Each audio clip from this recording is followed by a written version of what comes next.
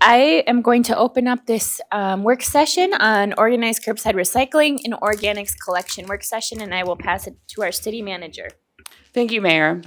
Staff is seeking direction tonight for next steps to take on organizing recycling and organics. If the consensus is to move ahead with negotiating a contract or contracts, then we would bring that back to the council at your meeting in January to be officially awarded. If the consensus is to move ahead and follow the procedures that are detailed in the Waste Management Act, whether it be for organics and recycling only or adding solid waste, which would mean taking the steps for all three and organizing all three. That would take about a year to fully research and plan and implement. And we would also need to reject all current proposals. If there isn't consensus for either tonight, then we would probably schedule another work session and bring you more information. So I wanted to pass it over to Director Merkel.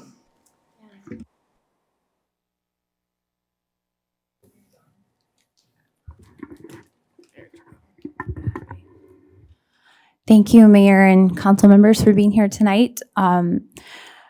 Rachel Lindholm, our sustainability specialist, myself, Mary Tejan, our city attorney, and our city manager, Katie Rodriguez, we put together a presentation to kind of look at the background of the work done in this area in the city, the work that we've done since we made our recommendation to the council, the proposals that we have before us, and then look at our options moving forward. And we'll have some time at the end to open it up for discussion and questions. So the first slide kind of shows the 7-county metro area. The 2030 goal is to have 75% of all materials either go to recycling or composting. And in Hennepin County, we're a little bit below 50%. We're at about 46% right now. So in close to 10 years, we have about 25% of a rate to jump. So we have a bit of work to do. You can see the green line at the top is the goal, and we're where we're at in 2017. And Ordinance 13 kind of helps support the work, and it was recently updated. And in 2020, businesses are required that are in the right sector, that are generating a lot of organic waste, to have organics and recycling collection. And by 2022, residents of municipalities with more than 10,000 residents have to have access to curbside organics and recycling. If you look at the annual recycling rates in Hennepin County, you can see Richfield is towards the bottom. So we have work to do. We're one of 2 cities that do not have organized recycling, Eden Prairie being one of the others. They have a high rate of recycling. Theirs is not organized because of the high rate, and it probably will be to reach that mandate by 2022. Recycling is required by our city code right now. And again, we're at the bottom 25% for Hennepin County, and we feel like moving forward that the options we have before us would increase both education and convenience for residents and hopefully increase the rate of recycling. So just a quick note, recycling in Richfield, as Director Markle said, we have seen lower participation, less education for residents, and a higher rate of contamination anecdotally when I am driving around the city doing work for organics recycling program or education in schools or whatever I'm working on, and people are putting out their trash and recycling for collection. Even just driving down Portland, I can see recycling bins that are full of plastic bags of recycling, and that's kind of one of the biggest number one things that haulers are working to educate people is don't put plastic bags in your recycling, don't use it to bag recycling, don't try and recycle them in your curbside thing. So it's just like basic education that is really needed for residents in Richfield in order to improve recycling rates and increase the rates for what we should be recycling. So that was one of our big things in looking at this project is what do our residents need? And the answer is better education. This looks at Hennepin County disposal projections, and in the county, in the previous years, we've had 2 waste-to-energy sites. One closed down in 2018, so that's where you kind of see the difference in 2019. More waste is going to local landfills, less going to waste-to-energy sites. The closest one that we have is the HERC facility in Minneapolis. There's no landfills currently in Hennepin County, so all of our waste is hauled outside of Hennepin County. You can see there's a pretty small percentage of organics and recycling that make up the total waste, so we have a lot of work to do to improve that moving forward.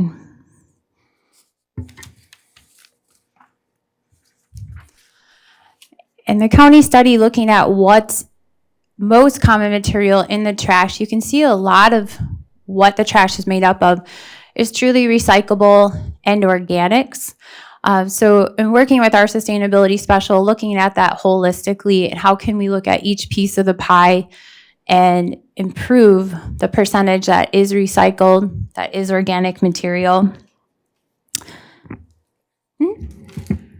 So one important thing to note is that when we look at this pie chart, we do realize that not everything, when we look at categories like paper or plastic or metals, not everything in those categories is recyclable. You know, there are size constraints. We could have little pieces of plastic, things like that. So we're not looking at this and seeing, okay, we need to recycle that entire 16% of paper, that entire 16% of or 15% of plastic, things like that. But we know that there are recyclables making into the trash, and that's why we have the projects like introducing recycling in the parks.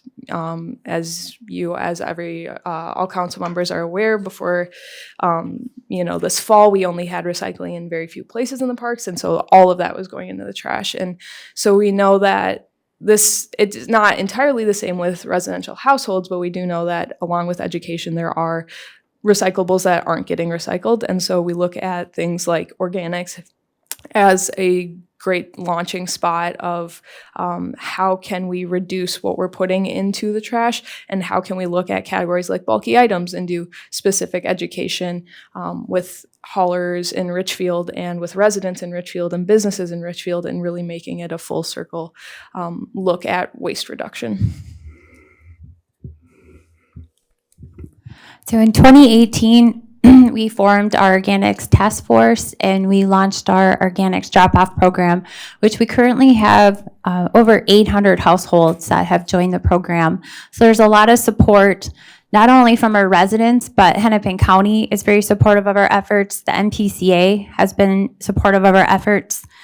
And the task force did a great job helping us table at different events, the farmers market and some of our large community events, in educating residents about the importance of the organic drop-off program and how people can get involved. When people sign up for the drop-off program, there is an opportunity to ask questions and provide comments. And some of the registration comments are highlighted here in the yellow boxes. You can see we just pulled a few, but we're close to 20% of all comments, unsolicited, ask specifically for curbside recycling and curbside organics. One other note about registration comments is that we have talked to residents and had, again, unsolicited remarks that people who want to participate in the drop-off program but can't or won't due to various reasons, including convenience and accessibility, have specifically said that if curbside pickup was an option, they would definitely participate in a program like that. So I think that's important to note, because we can see this from people who are participating, and that's a great section of the population, but there are people who can't right now that do want to. Yeah, so the task force did a great job gathering all the research, feedback from residents, and they provided a recommendation to the council to move ahead in requesting proposals for haulers to organize both recycling and organics collection. So the past many months, I've been working alongside Rachel to put together the RFP, send it out, and we recently got our options back, so we'll present them to you.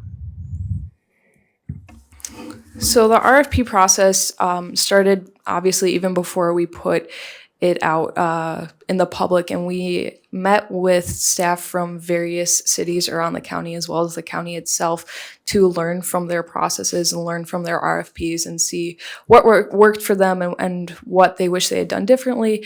And in those meetings, I was able to see what happened in other cities of different sizes, and I know what we need for Richfield and what would help Richfield residents the most. So kind of used the best of all worlds, hopefully, approach, and that allowed us to publish an RFP that allowed us to receive competitive bids and the best prices for our residents, which education and best pricing for our residents is our main goal in providing our municipal services. And so we really took that to heart and wanted to show how the city could help in this endeavor. And so I included a screenshot of the timeline as well to show where we are currently. We're in the proposal review process, and December 10th being the work session.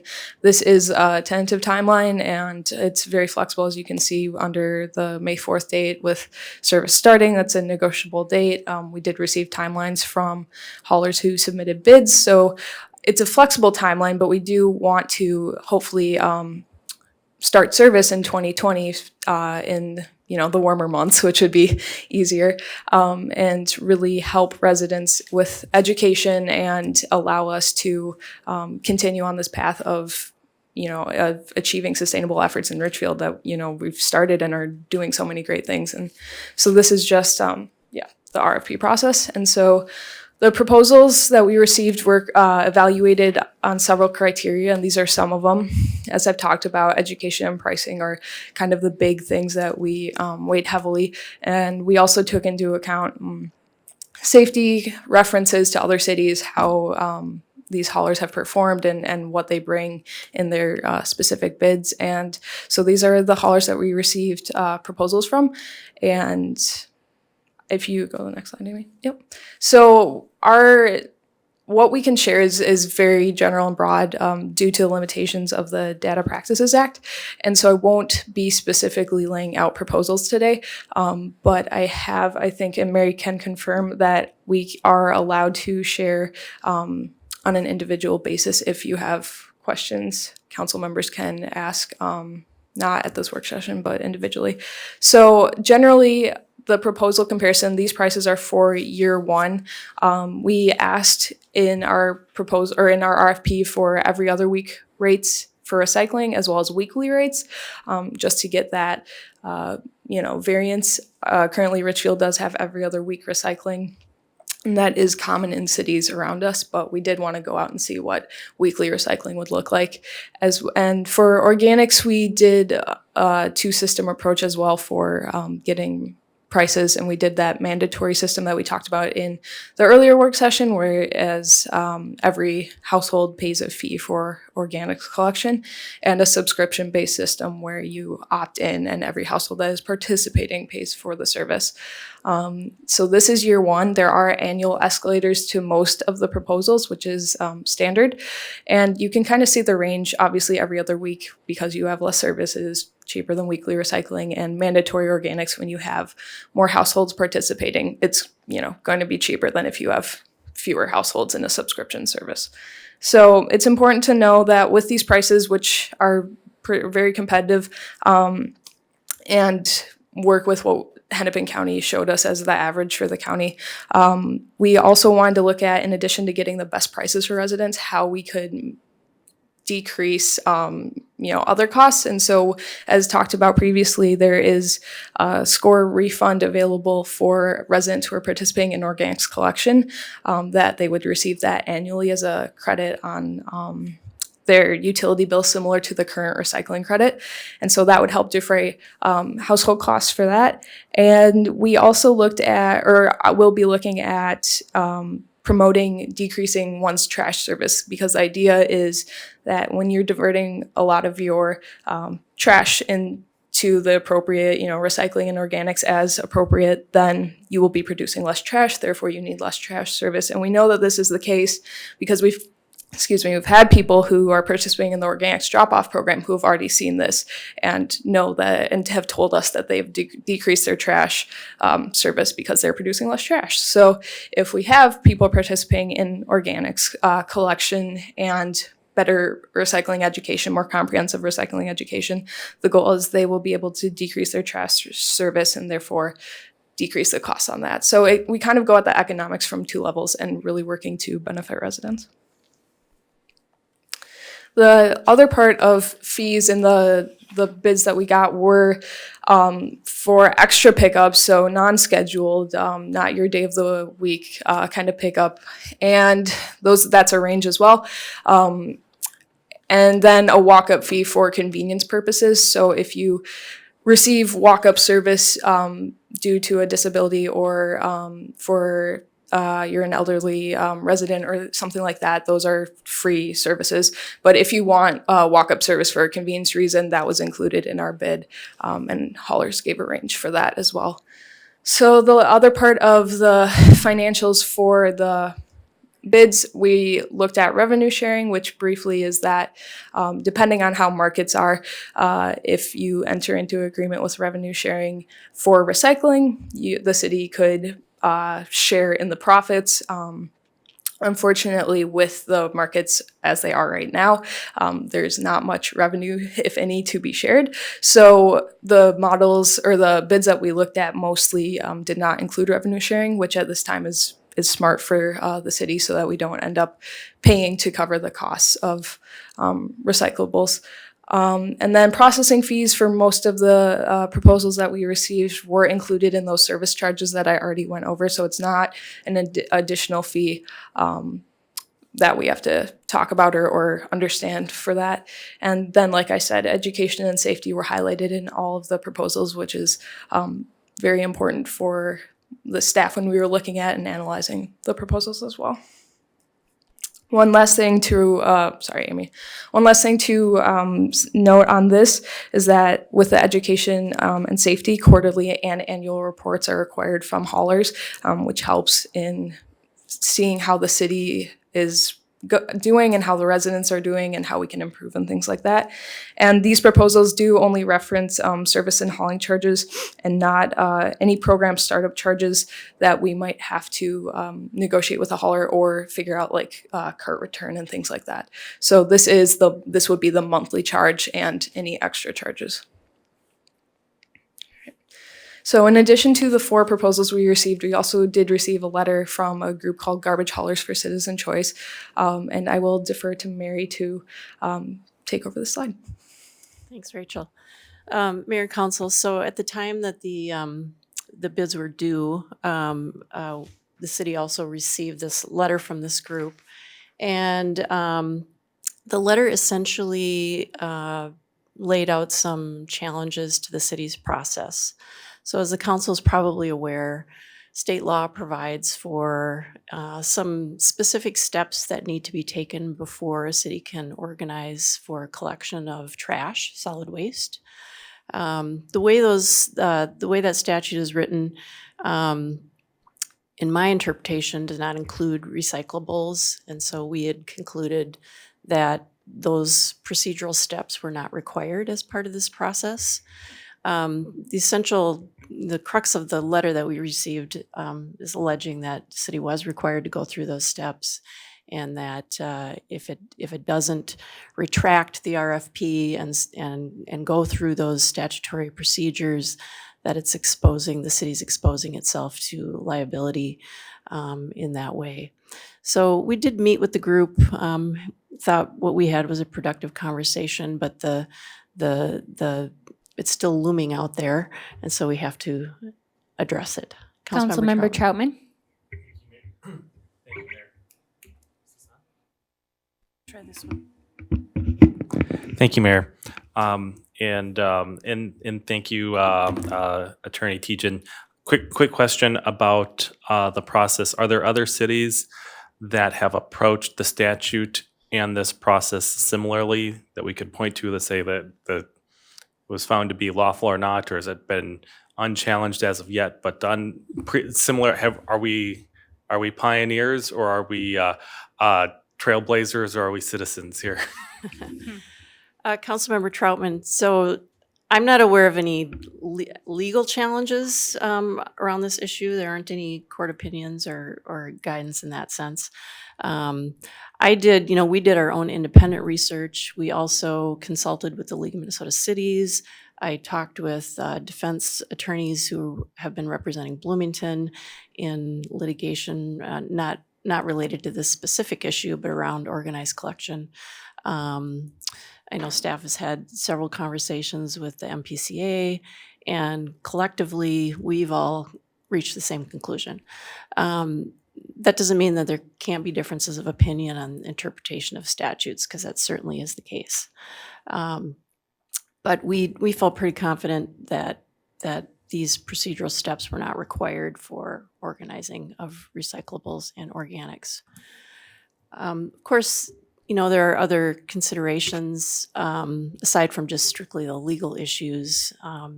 The group also raised some just straight business concerns about the process, and so those are sort of an aside, but in addition to the legal issues.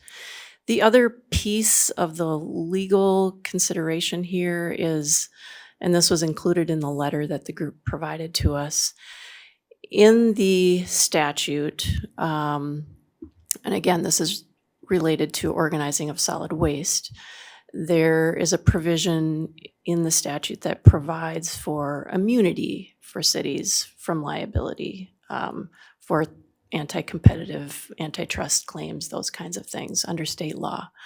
And so they have alleged that by not following the statutory procedure, that the city is exposing itself to those types of claims. Now, I'm not an antitrust lawyer, and quite honestly, we haven't exhaustively researched that particular issue. But I do know that there are cities, and Rachel can probably speak to this in more detail, and Amy too. Numerous cities have used this process to organize for recycling. I'm not aware of any lawsuits or claims against cities making those kinds of allegations. And that would have been the case even if these cities went through this process years ago. Those claims still would have been available.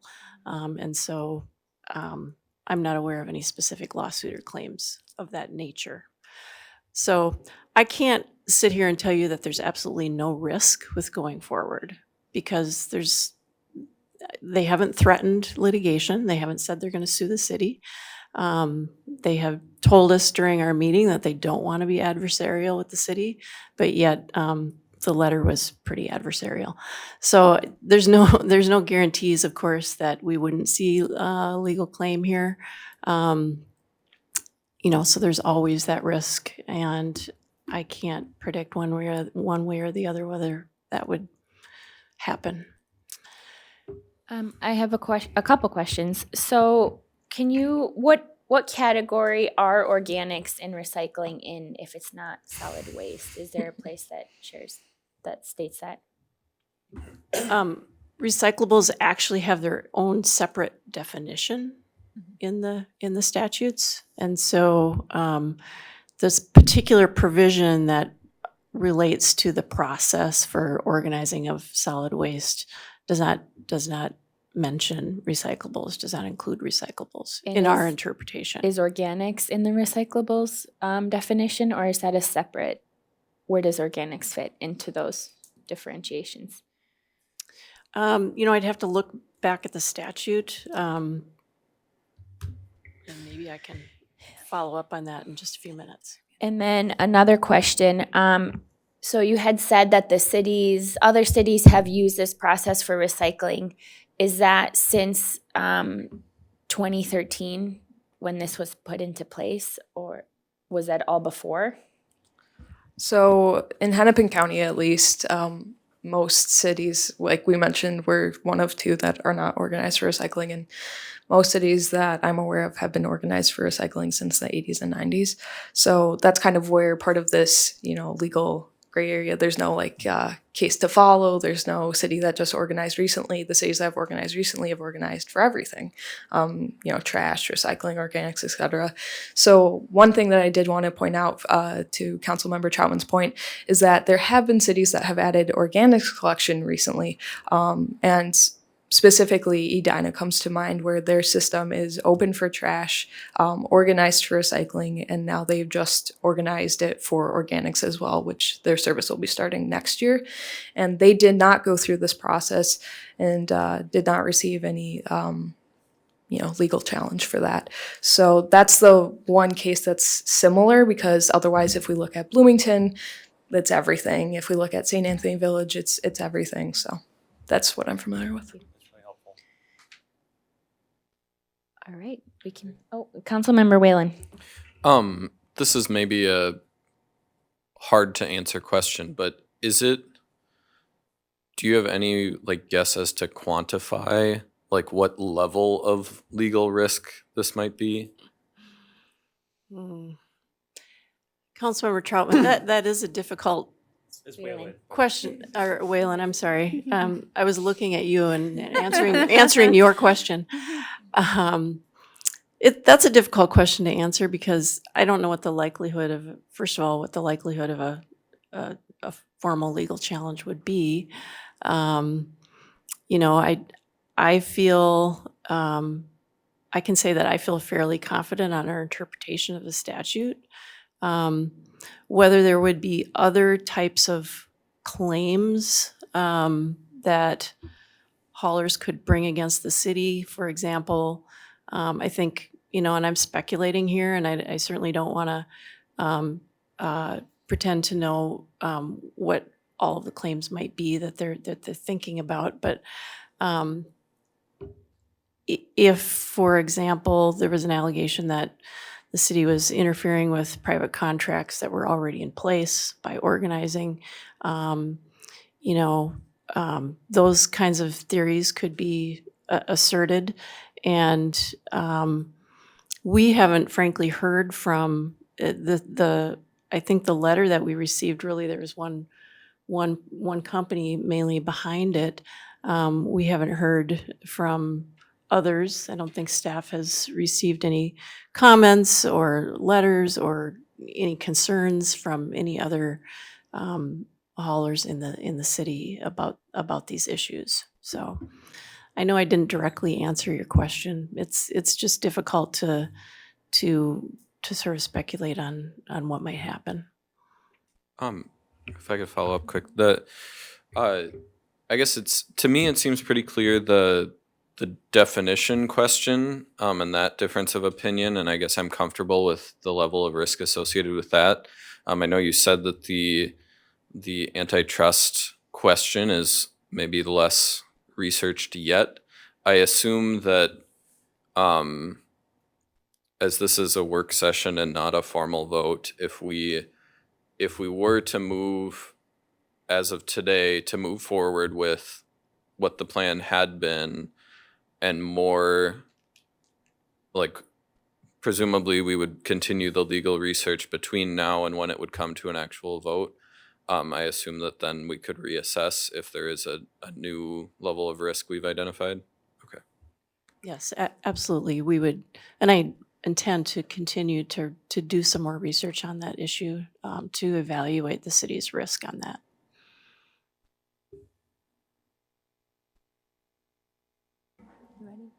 Councilmember Troutman. Thank you, Mayor. Kind of a follow-up to Councilmember Whalen's questions. And if anybody hasn't, do we have many outstanding contracts for organic curbside pickup right now? Do we have any numbers on those?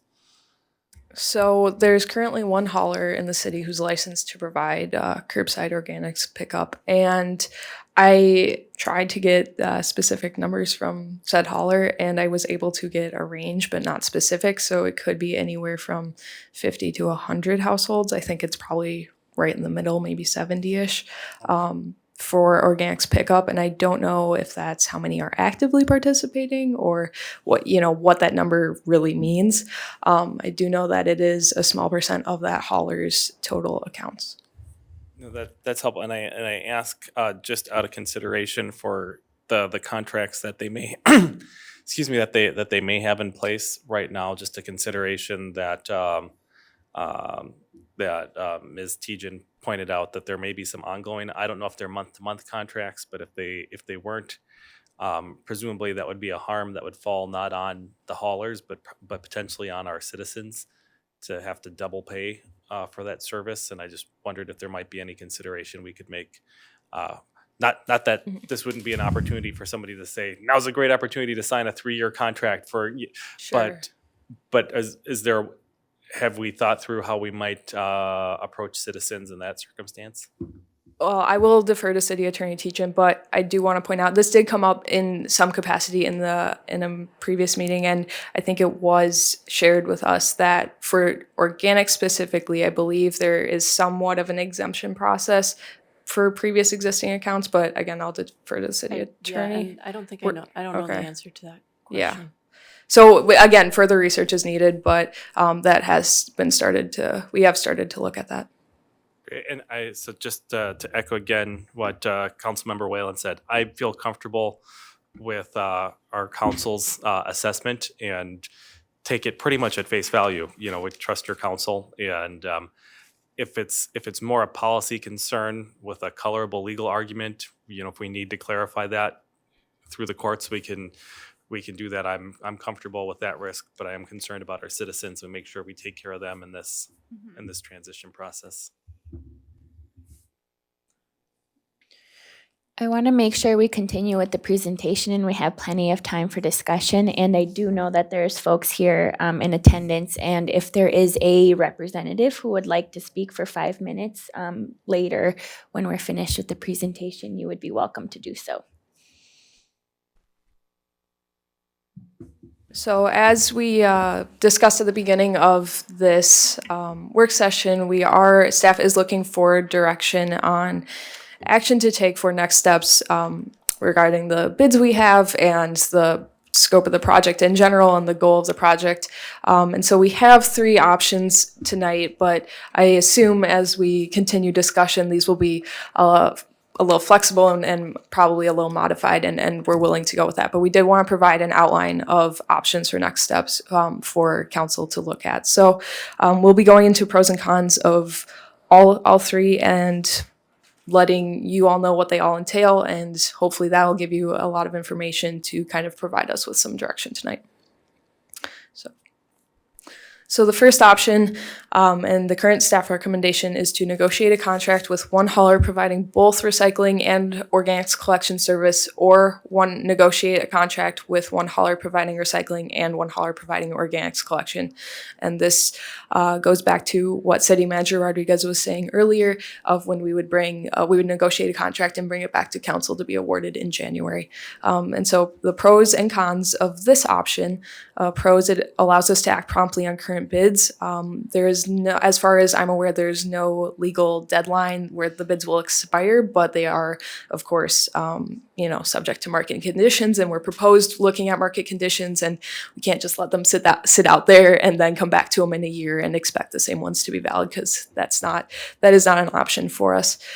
So in addition to that, it would help us undertake what we initially proposed in the May-June work session, and what the city staff and the task force have been working on, and what has already been discussed with residents. And we've had those listening sessions, and we've had the tabling and everything like that, and residents are aware of this and supportive of this. So there are those 2 pros, as well as the environmental and financial benefits. The financial ones that we have already discussed tonight, negotiating lower prices for residents in the city, allowing them to decrease their trash service, all of these things that we have looked at to benefit residents. And then the environmental ones to benefit the community as well.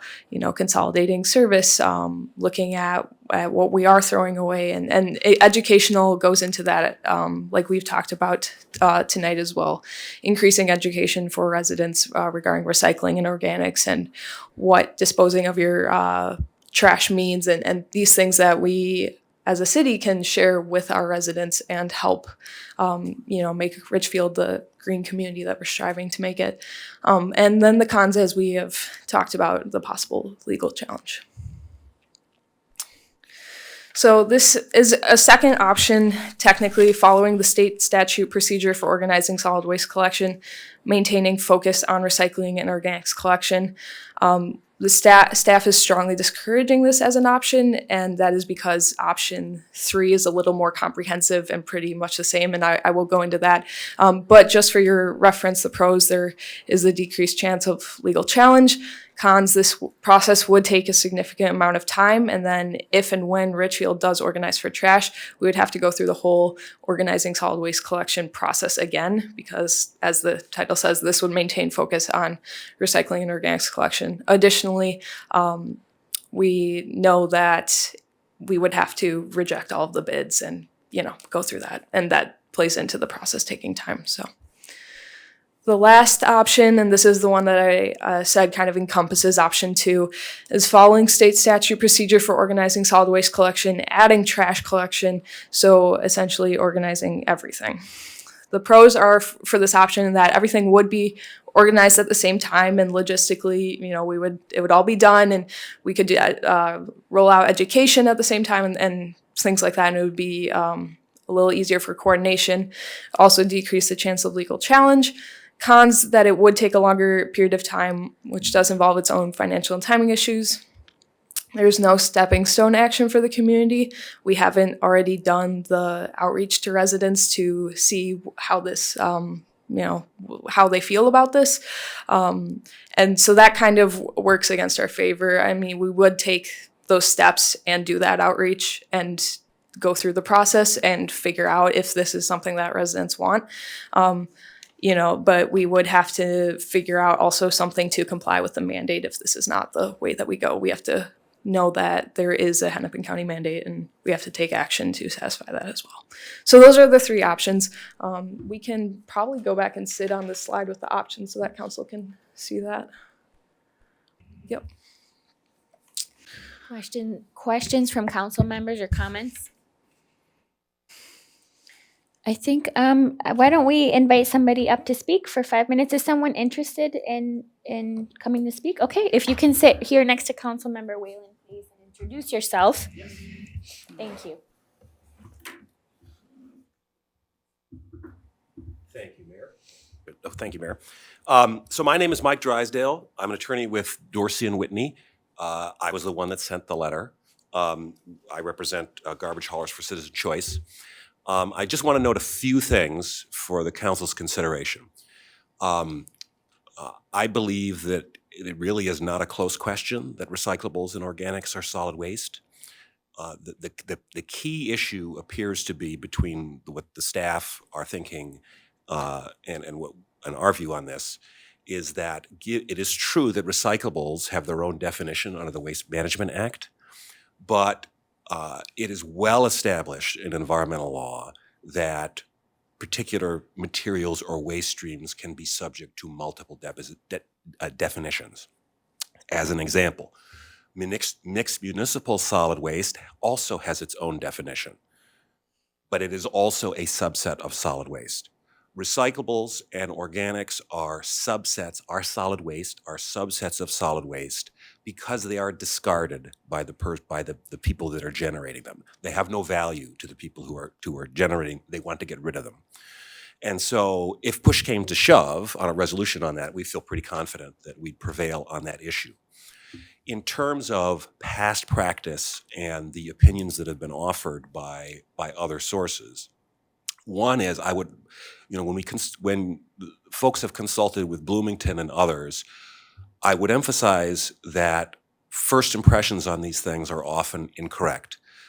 Regarding organized collection, the city of Bloomington was very confident that that process was not subject to the referendum and petition process in the city. The Minnesota Supreme Court ruled unanimously otherwise. Similarly, the city of St. Paul thought that they did not need to subject their organized collection process to citizen review. they also lost unanimously in the Minnesota Supreme Court. So it's the kind of thing where people can be wrong about these things.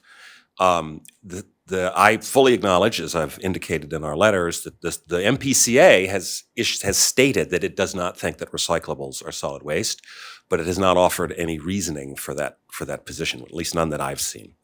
So I think it is that familiarity with the statute leads to the conclusion that it is solid waste and therefore it is subject to organized collection. The question about how many cities have gone through this process since 2013 was a very good one, because not many have. It is true that Edina did add organics to their existing organized process within that time period. But it's also true that there were not many, if any, folks actually providing that service at the time. And so there was not a significant incentive for existing haulers to challenge that. And in the case here, the question was perfectly appropriate about the number of haulers providing organic services, and it is correct, it's only one. But remember, we're not just talking about organics, we're talking about recycling. In the case of that same hauler, which is Randy Sanitation, they have over 1,300 recycling stops, recycling contracts, and that's what it would be proposed to be wiped out if the city proceeds on its current path. So that's a pretty significant impact to a local Minnesota-owned business. So we would urge the city council to strongly consider that. I would also contest some of the observations about there being clear and obvious environmental and financial benefits to this approach. Inevitably, whether it's trash or recycling or organics, when the process gets organized, some people pay less, other people pay more, because some people are price sensitive, other people are not so price sensitive. Other people have good private contracts, other ones have less good ones. Similarly, on the environmental side, it's not such a clear picture either. The approach that the city is advocating will involve an extra cart. That means more trucks. So you may reduce trucks through the reduction in the number of haulers, but you will add trucks through the addition of carts. So it's not such a clear, what we would say is that while there are some environmental and financial benefits to organizing recycling and organics, there are also some downsides, and that's true of any approach. It's always a mixed bag. So we would urge the city council to consider that. And then lastly, I would just say that as was stated, we certainly have no intent to bring litigation. That's not what we would prefer to do. We think that where cities have gone through the organized collection process, there's a lot of valuable exchanges and an improvement in the resulting proposal. That's really what we prefer to go through. There's also a legislative option too that we may resort to short of litigation. But if the city continues on that path, we do feel pretty confident in our arguments, and that's certainly an option that's on the table. So with that, I appreciate the chance to speak on the subject. And Thank you very much. Yep. Thanks. Questions or comments from council members? Councilmember Supple. You were looking for feedback on those steps. It seems to me that step 2 doesn't make sense. Either you're going through the whole process or we're just going to do the recycling and the organics. I think halfway in between doesn't work, so I would say I would eliminate step 2. Mm-hmm. Other council members? Councilmember Whalen. Thank you, Mayor. I'd agree with that. I'd also just have a couple questions or comments. One, I'll offer the resident feedback that I've heard, which has been fairly significant considering I've never asked specifically about it, but this is like when you ask residents, like what's one thing you wish was like, or that you'd like to see in Richfield or something open-ended like that. Many of them bring up, like I'd say this issue more than anything else. People have brought up that they want to see, they describe it as less garbage trucks, that they want they want like one company's garbage trucks or recycling trucks. I'm not sure, and so I'll defer to the outreach that you guys have done. I have never separated it for people and asked if they are in favor of, and I've certainly also heard interest in curbside organics. I've not asked residents or heard from residents where, in terms of 1 or 3 as the options, I don't have a clear sense of where they'd be, other than knowing that 3 eventually is what people are interested in, or getting to organized everything eventually, whether that's in steps or all at once. Personally, I'm comfortable with moving forward with option 1, given that we continue to do the legal research before the formal vote. A couple questions though, specifically, and maybe these are more requests if it is still in process, but I think the transition from the current system to whatever the new system is, whether that's in May through option 1 or a year and a half from now through option 3. And a couple of things that I know we've talked about before, but want to bring up again. I think one would be what Councilmember Troutman was saying about figuring out a process for existing contracts, making sure that people aren't all of a sudden stuck with cancellation fees or having to pay out the rest of their contract. And also, a resident brought up the physical cart return, that sometimes there's fees associated with that. So just want to make sure we continue to work that out. And then the other transition piece that I'm assuming is the case, but want to make sure to mention, if we did option 1, or I mean through option 3, if we ended up in a system where one hauler is doing recycling and another is doing organics, that by organizing it, the resident would still just be dealing with one entity, and that would be the city, correct? Okay. Thank you. Other council members? I'll go ahead if you're still thinking. Okay. So I am in support of option number 1. I think the work that staff and the community and the organics task force have done has been great work. And also I am usually proud to be an outlier on the leading edge maybe of things, but when you're an outlier and at the bottom of the list for something so important like this, I really do think we are way behind, and I think this is a big piece of it. I also think that our Sustainability Commission will help with that. I had a couple questions, and I appreciate the discussion around getting more clarification and looking up more information as we move forward with the process. But I don't feel comfortable, slowing our process down, because we have been working on this for quite a while, and it has been very inclusive and collaborative with our community at large. So one question I had, maybe this can be answered now, I don't know. As cities have been doing their organics collection part of it, adding to that, what does it look like in terms of opting into the organics versus across everybody? Thank you, Madam Mayor. So it varies definitely by city. Minneapolis has a system where it's a mandatory charge in their fees, but it's an opt-in participation. So you have to sign up to get a cart, but everyone's already paying for that cart. And that's a way to make sure that contamination is reduced. You are able to educate the people who are actively wanting to participate in that. You're able to promote to people to get them to sign up. Edina's doing a different system next year where it's a mandatory charge, but every household's also getting a bin. So mandatory charge and, all in participation, if you will.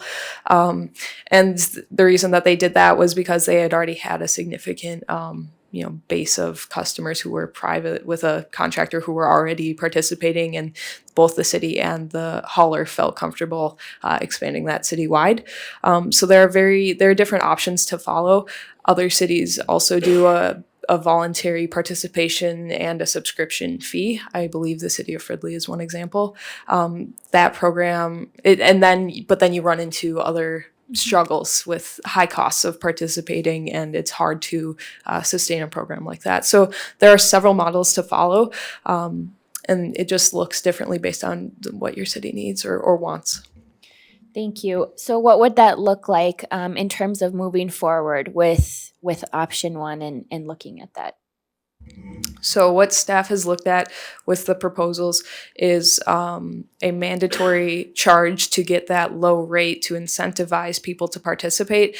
And after going through negotiations, hopefully we're still looking at, is it going to be a mandatory bin, or is it going to be an opt-in bin to kind of reduce that contamination and still work on our education and promotion.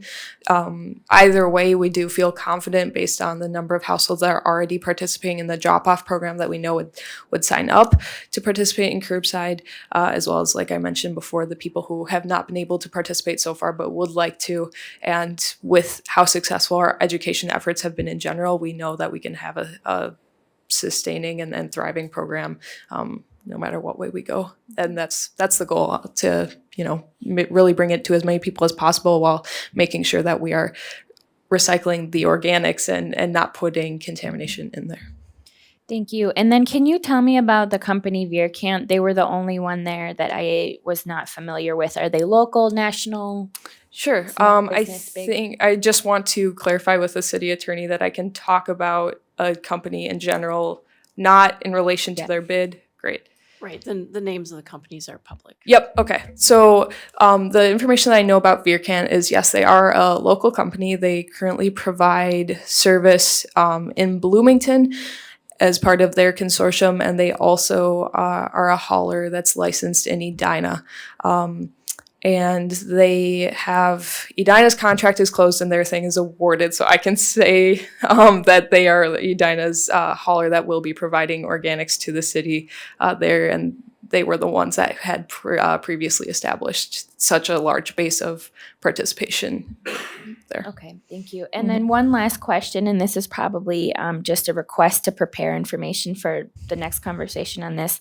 I would like to see whether it's a chart or some type of comparison. And I know that we were looking up from residents what they're paying, and it's going to be a range. But I would like to see if we can get a little bit of information around what folks are paying right now, understanding that it's a range and different for everybody in comparison with the average for the county, across the county, and in comparison with what these proposals are providing if we move forward with the first one. And then I do want to also have a little bit further discussion in the future about the reduction of haulers versus the increase or decrease of trucks themselves.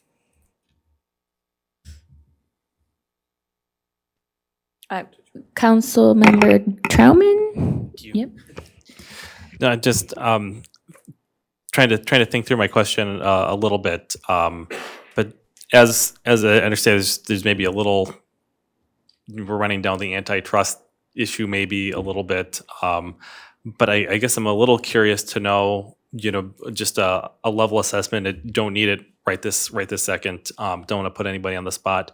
But what would our exposure be, if we're wrong? I know we'd have to relet the contract, and that would be kind of, there's a cost to slowing down the process or having to redo the process. Do we have any practical damages that we'd be open to suffering? I mean, assuming we're not, I don't think there's any evidence that we're colluding to, that we're committing an antitrust infraction or anything like that. I'm presuming good faith, but what would be our exposure in our worst case scenario? I'm not quite sure I'm following your Would question. there be with the let's say residents' existing contracts, you mean, or what? No, there's that. But if we engage in a lawsuit the good folks at Dorsey, and then what's the outside of our financial exposure, if any, or is it just a practical? Will we have to resubmit this? I'm not saying they won't swing for the fences. I'm just saying on a practical level. I'm not putting anybody on the spot. I'm just kind of curious what that might be. Well, you can put me on the spot all you want. I don't think Sure. I can answer that question. It really depends on what the claims are. I mean, I have no way of knowing at this point what existing contracts are in place, what the values of those contracts are. It's just nearly impossible for me to even speculate about what that might look like. But the statute defines the terms. The state of Minnesota defines that term, but they have an argument that it's that they'd like to insert another definition, or is that? Well, yeah, there's the question of, complying with the statute and would the court just order the city to go back and do it over. Yeah. But then you also have, the damage claim if there are Mhm. claims about, interfering with private contracts. That's sort of a separate issue, I think. But then that would be, if I understand, there's one hauler and there's 13. At the most, there's 100, between 100 and 1,300 contracts for 1 year, essentially. Well, and we're talking about one particular Yeah. company, so, Okay. right. Thank you. Councilmember Whalen. To the business concerns, I would just point to the fact that we have a competitive process that's open to whoever wants to make proposals. I was curious though, obviously right now we're talking about the first, initial contract.